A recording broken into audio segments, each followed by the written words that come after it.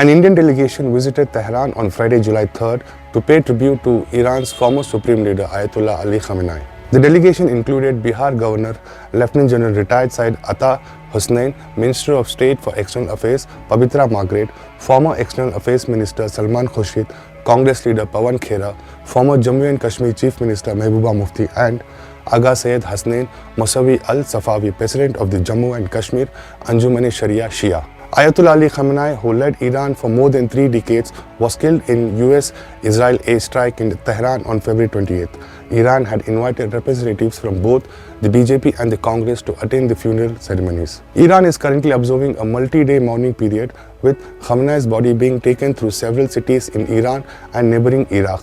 According to media reports, the body will remain at Tehran's Grand Musalla on Saturday and Sunday before being taken in public procession through Tehran on Monday. It will be then moved to the holy city of Qom on Tuesday and later to Karbala, Iraq on Wednesday for the final stage of funeral ceremonies.